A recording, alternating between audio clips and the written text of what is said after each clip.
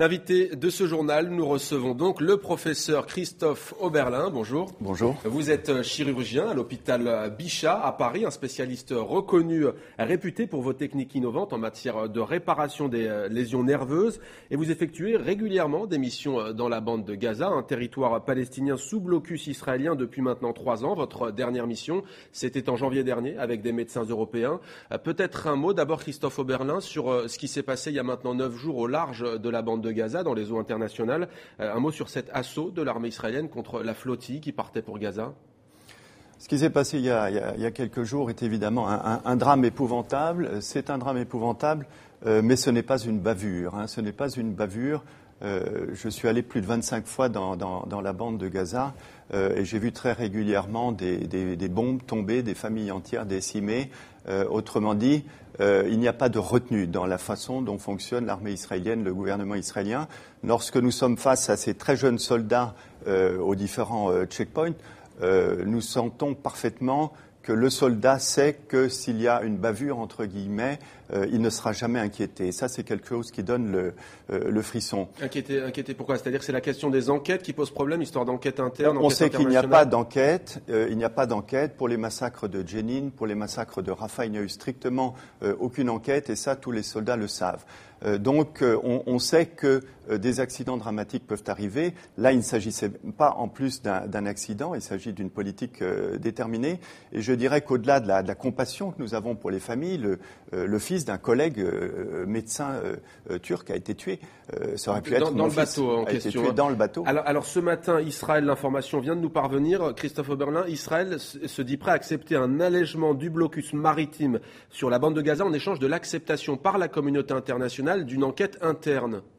L'enquête interne, de toute façon, on sait ce qu'elle sera. Ce qu'il faut, c'est voir plus loin. Il ne s'agit pas d'alléger le blocus. Il s'agit de faire ce que demandent les Palestiniens depuis des dizaines d'années, c'est-à-dire de faire triompher le droit et la justice. Et la première chose pour faire triompher le droit et la justice, eh bien, c'est de reconnaître qu'il y a des interlocuteurs. Il y a aujourd'hui dans la bande de Gaza une population qui est administrée. Je peux en témoigner. Je suis allé près d'une trentaine de fois depuis 10 ans à Gaza. Aujourd'hui, il y a des hôpitaux qui fonctionnent, il y a des écoles qui fonctionnent, il y a 100 000 étudiants dans les universités. Tout ça, c'est quelque chose qui correspond à la démocratie. Ce sont des gens qui ont été élus.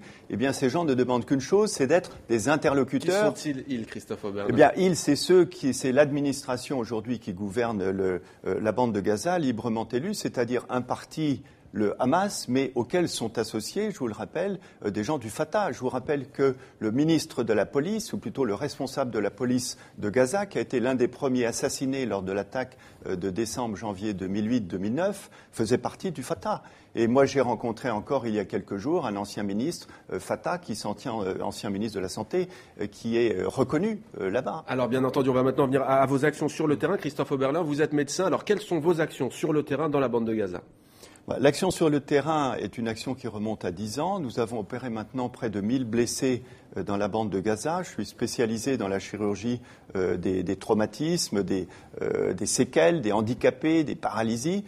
Et donc malheureusement là-bas, il y a des milliers de blessés à opérer. Vous travaillez en étroite collaboration, excusez-moi de vous couper Christophe Oberlin, avec des médecins palestiniens ? Alors bien entendu, nous formons maintenant ces médecins palestiniens.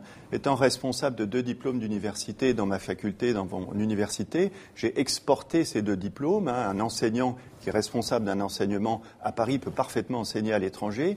Et donc j'ai 8 chirurgiens palestiniens que j'ai initiés à la microchirurgie. J'ai installé là-bas un laboratoire d'entraînement à la microchirurgie.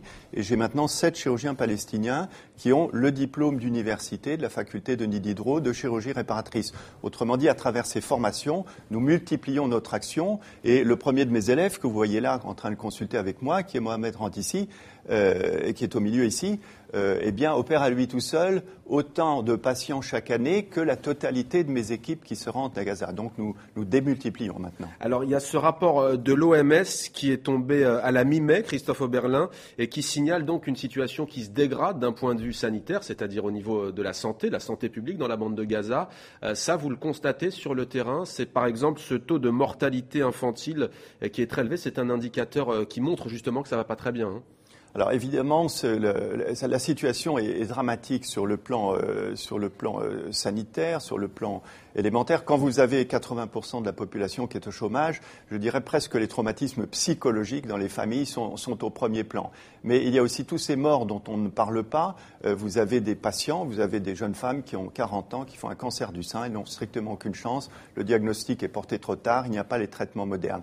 Il y a les patients, par exemple, qui sont en dialyse rénale. Il y a beaucoup de dialysés rénaux là-bas. À partir du moment où il n'y a plus le matériel jetable pour entretenir les reins artificiels et qu'on passe de 3 à 2 puis à 1 dialyse par semaine, les gens meurent. Donc ce sont toutes ces morts dont on ne parle pas que nous donnent aujourd'hui les statistiques et c'est véritablement dramatique. On vous voit ici à l'image, professeur Oberlin, avec un enfant. Vous consultez donc aussi des personnes d'âge différent sur place. Bien entendu, et les médecins palestiniens, les anesthésistes en particulier, sont capables d'endormir des enfants de quelques jours. Et ce n'est pas du tout le tiers-monde. La médecine à Gaza est une médecine de haut niveau. Vous avez des salles d'opération qui sont parfaitement équipées. Vous avez 100 000 étudiants dans les universités. Vous avez des professeurs. Ce n'est pas le tiers-monde. Ce n'est pas un pays sous-développé qui aurait besoin d'Israël pour son développement. C'est tout à fait faux. Un dernier mot, Christophe Oberlin, vous parliez tout à l'heure d'un territoire bien administré. Vous parlez donc du Hamas. Vous savez que ce sont des propos qui, ici en Occident, ne sont pas monnaie courante. Qu'est-ce que vous répondez à Israël qui a décrété ce territoire entité hostile, aux gens ici qui disent, contrairement à vous, que le Hamas n'est pas un mouvement démocrate et qu'on ne peut pas discuter avec lui? Alors, d'abord, c'est un mouvement qui a été élu à la suite d'élections dont tout le monde a reconnu la régularité. Y compris la communauté internationale. Y compris les observateurs comme l'ancien président américain. C'est une administration qui fonctionne avec une police qui est unifiée, avec des ministères. Je suis en relation permanente avec le ministre de la Santé lorsque je vais travailler là-bas. Nous rendons des comptes. Les écoles fonctionnent, les hôpitaux.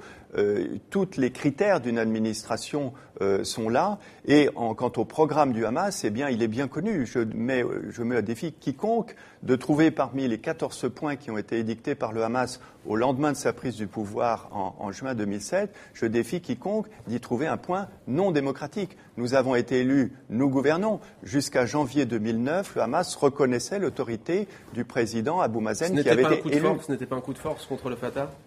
C'était évidemment un coup de force puisqu'il y a eu des armes et des morts. Mais je peux vous dire qu'au cours des missions qui ont été les miennes, avant ce coup de force, c'est le seul moment dans mes 10 années de mission où mes équipes se sont senties en insécurité au niveau du terrain. Il y avait véritablement 2 polices qui se tiraient dessus.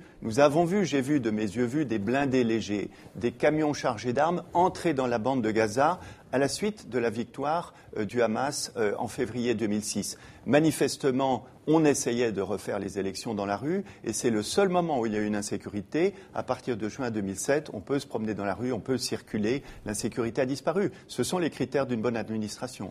Christophe Oberlin, merci beaucoup. Je rappelle que vous étiez aussi dans la bande de Gaza. On n'a pas eu le temps d'en parler, mais pendant l'opération Plomb durci de l'armée israélienne qui avait fait plus de 1400 morts. C'était en janvier 2009. Merci Christophe Oberlin d'être venu à TV5 Monde.